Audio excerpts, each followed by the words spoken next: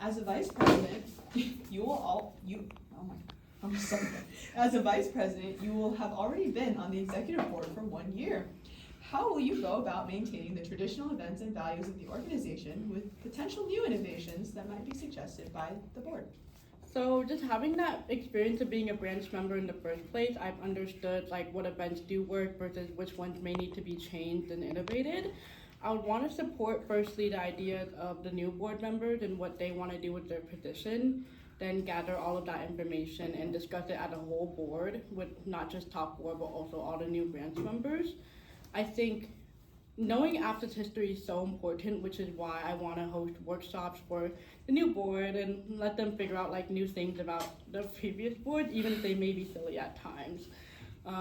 With keeping APSA's history in mind, new board members can be equipped with like the knowledge to both innovate and keep the important traditions of their role. E squared is an integral part of APSA's success, and usually with E squared, it's often challenging for newcomers to come. How would you make it more approachable for those new GBMers, and how would you define a successful year of E squared? That's a great question. For E squared, I know that at first I didn't really feel like joining it when I was a GBMer because I was like, I don't know any of these people. But now I think because like executive vice presidents can play a more hands-on role in GBM at events. Sorry.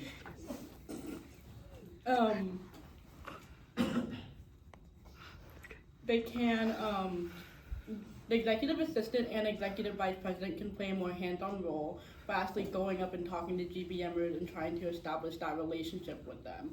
They should know that board members are not just robots, we're people. And I think just first building that meaningful connection with them, then maybe filming a little clip about what E Squared actually is about and showing maybe one of the workshops we do at E Squared.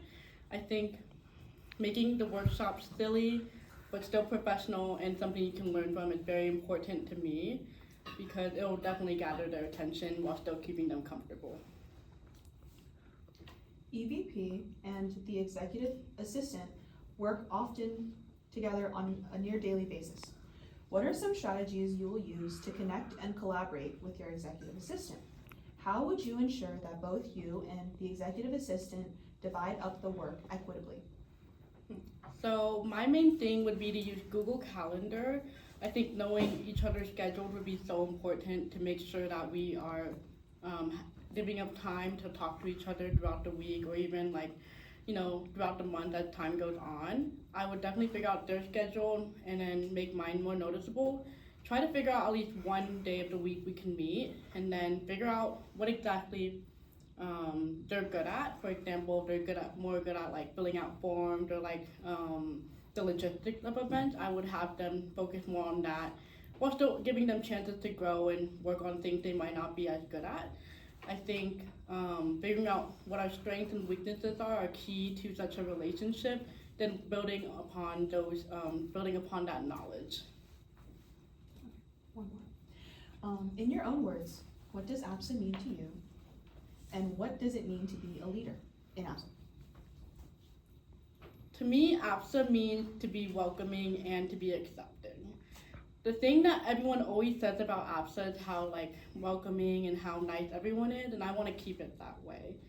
I think fostering that little community in such in such a big university is so important, and I want to continue that tradition specifically, regardless of how many years are in the future and how many years we still stay active. To me, being a leader means supporting those that need it. I think it means lending a helping hand when necessary and also knowing when to let them struggle a little bit and learn. I think in all, it just means to be supportive but direct and also help with like everything your branch member needs. Thank you.